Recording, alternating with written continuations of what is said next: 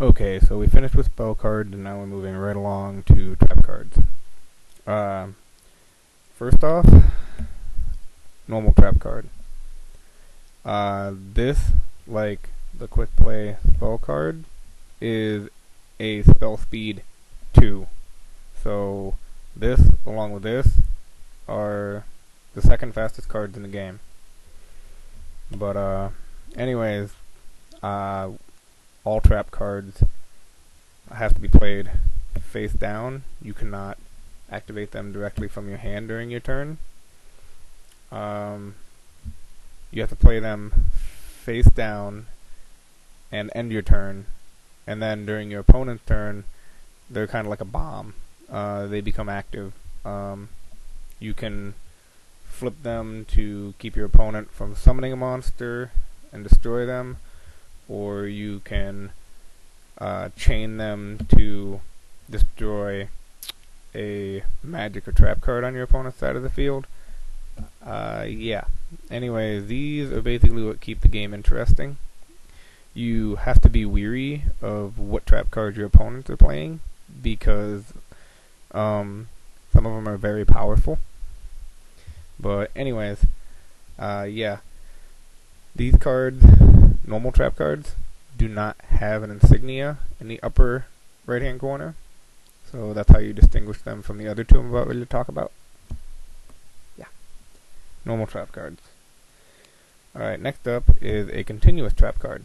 And like the normal one I talked about, it is also spell speed 2.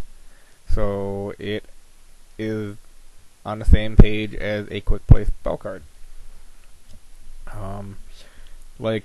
Continuous spell cards, they stay on the field once you activate them. They don't go to the graveyard until your opponent can destroy them, or it states in the card effect that they are sent to the graveyard themselves.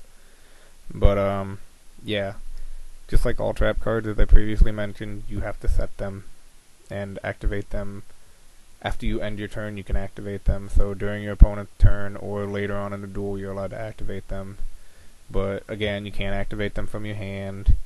You can't set them and then activate them during the same turn. You have to set them and wait. They're like a ticking time bomb, pretty much. So, again, like the continuous spell cards, continuous trap cards have the infinite insignia in the upper right hand corner. So that's how you get to distinguish them from the other three traps. And that's about it for this guy. Almost, for the most part, like normal trap cards. Alright, moving right along. Now, counter trap cards. These are the fastest in the game. They are spell speed 3, which means they are faster than quick play spells and the other two trap cards mentioned. They are the fastest in the game. The only way to stop one of these is with another one. So, yeah. Again, you can't play it from your hand on the same turn that you get it. You have to set it and wait for it to activate, just like the rest of them.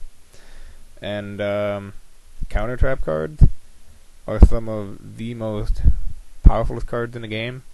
No monsters can stop them, really.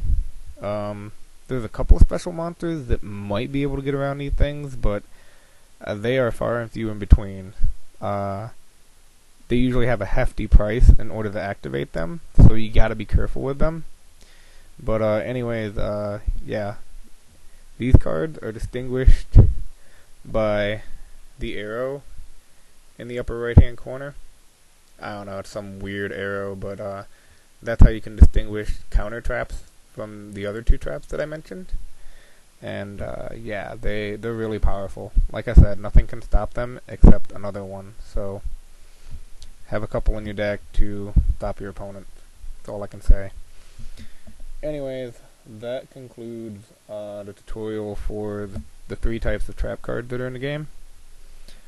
And hopefully I can maybe go over them a little better and what they do when I'm talking about game mechanics. So yeah, hope that helped.